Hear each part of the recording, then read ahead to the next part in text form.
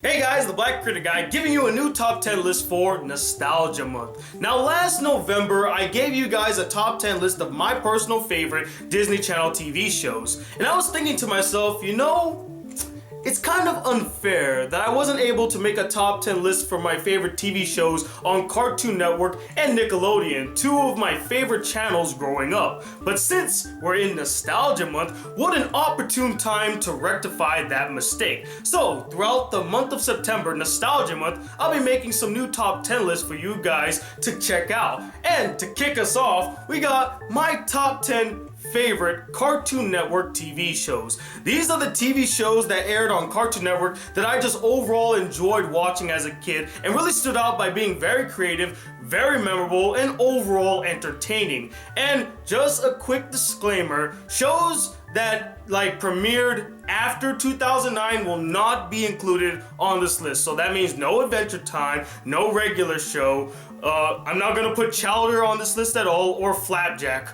We'll talk about that guy real soon though. Now this does not necessarily mean that I think these shows are bad. In fact, I find Adventure Time absurdly entertaining and hilarious, and an excellent TV show that appeals to not only kids, but also adults. That's how good it is. It's just I don't find these shows nostalgic. They're not nostalgic to me, and they came out at a time where I wasn't watching Cartoon Network as prolifically as I did when I was younger. Other things started to appeal to me, and I started to watch other types of shows. One in particular, anime.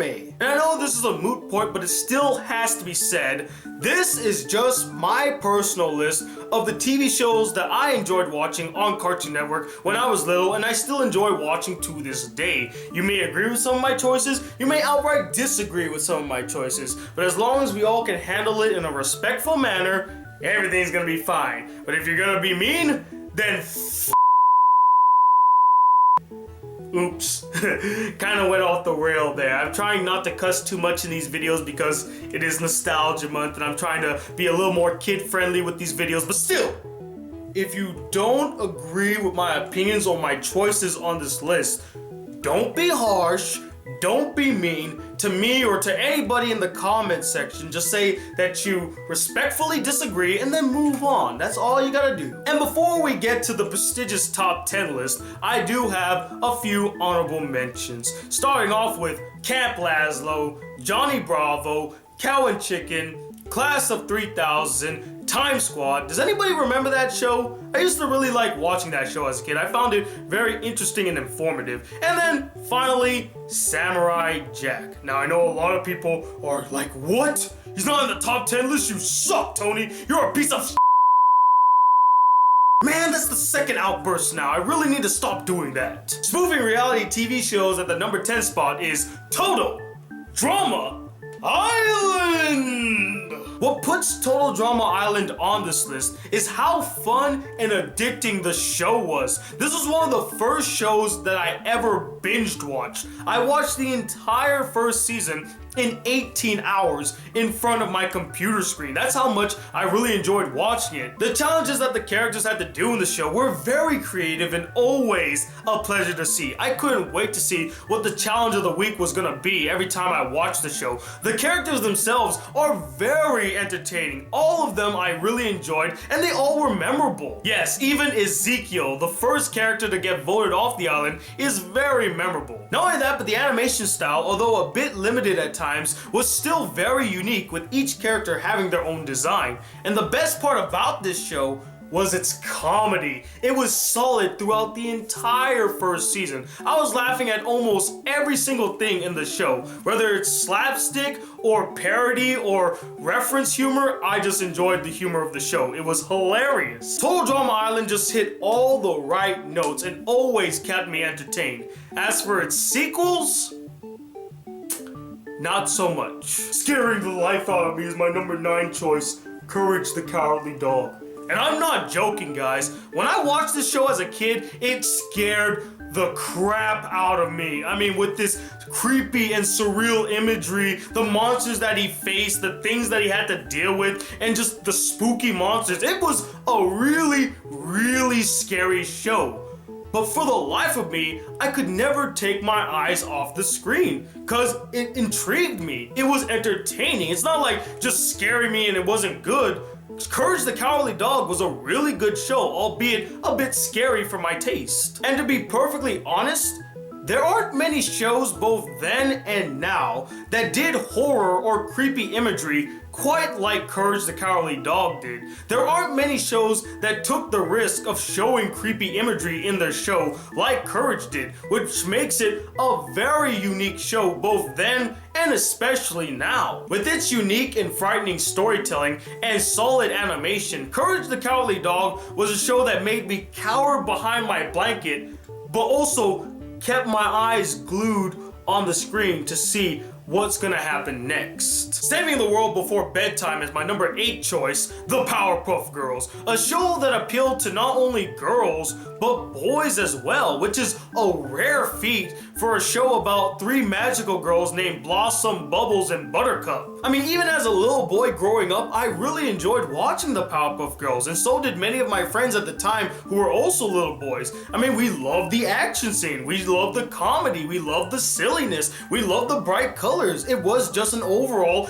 entertaining TV show that appealed to everybody. Now, that's not to say that there aren't any girly moments in the show that I personally didn't like, and trust me, there were plenty of them.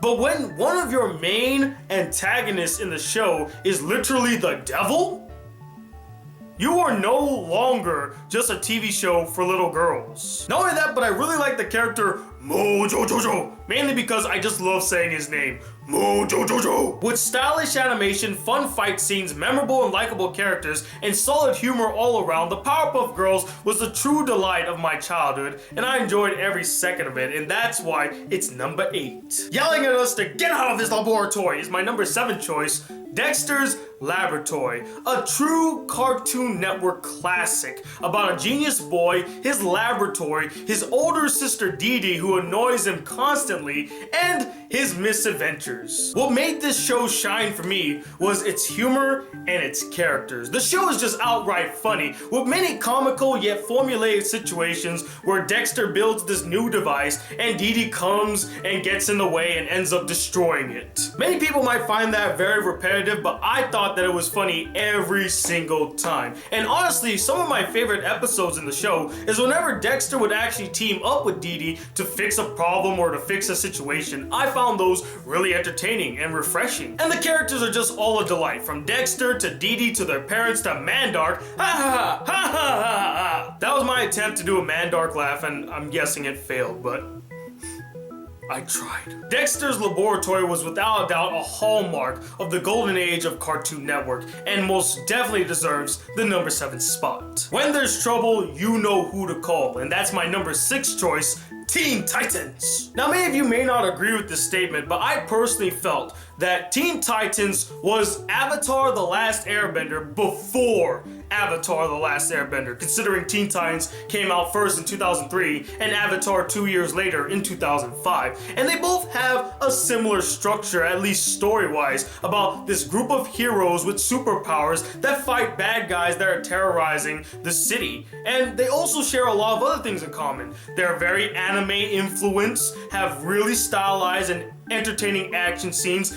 deep, thought-provoking, profound and emotional character arcs, great character development, and strong chemistry between characters that made them a dynamic team. And probably the best thing about the show was its perfect balance of comedy and drama. One did not overpower the other. There are scenes that made me laugh my butt off in the show, but then there will be other scenes that really touched me or made me really sad. And then the action scenes, as I said, they are really exhilarating, a lot of fun to watch. To me, Teen Titans was just a perfect package altogether, and I enjoyed every second of it. Is my number 5 choice, Foster's Home for Imaginary Friends. Friends. Now this show was created by the same guy that created the Powerpuff Girls, Craig McCracken, and it's just as lively, creative, and entertaining as the Powerpuff Girls as well. I mean, seeing all of these unique and diverse imaginary friends around the house is just creativity at its finest. All the characters were memorable and entertaining at one point or another in the show, ranging from being very likable to being a crybaby to being incoherent to being insane to being despicable to being ugly to being very, very annoying. We'll get to him soon. With entertaining stories, lots of laughs, many memorable characters, and a theme song that is catchy as hell, Foster's Home for Imaginary Friends is a show that I will cherish forever. Teaming up for the greater good is my number 4 choice, Justice League. I can describe this show with one simple word: epic.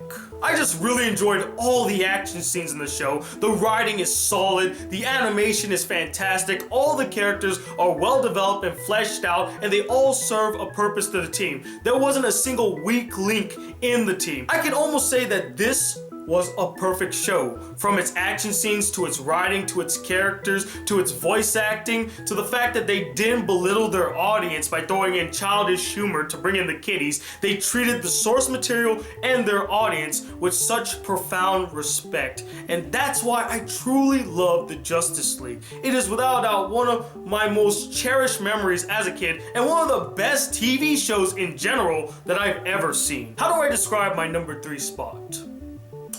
Well, I could describe it in 5 words. It is Kids Next Door. That's right, codename Kids Next Door. Now, a lot of you are really shocked to see it at the number 3 spot, beating out a show like Justice League, which I just called a perfect show. So why did I put codename Kids Next Door at the number 3 spot?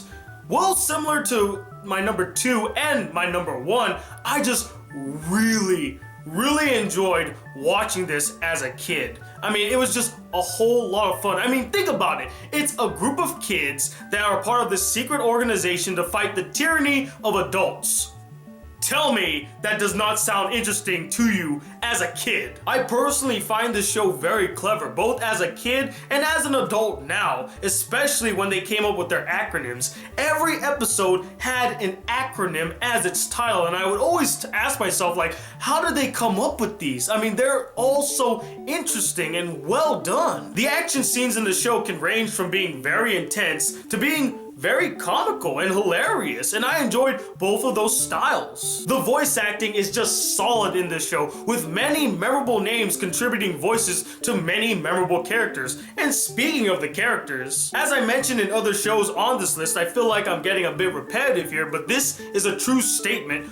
All the characters in K&D were likable to an extent, enjoyable, entertaining, and straight up memorable. From number 1 in Sector Z to number 362 to number 86 to Father to the Delightful Children to Sticky Beard. There's just a plethora of memorable characters that I enjoyed thoroughly throughout the years. But in my opinion, one of the funniest and coolest things about this show is that for all of their technical achievements and how far their organization has grown, the members of the Kids Next Door still act like kids. They get into arguments like kids, they talk like kids, they act like kids. And lastly, out of all the shows that aired on Cartoon Network, codename Kids Next Door, without a doubt, had the best and most satisfying series finale I've seen on the network. I mean, it was touching, it was emotional, it was funny, the story was interesting,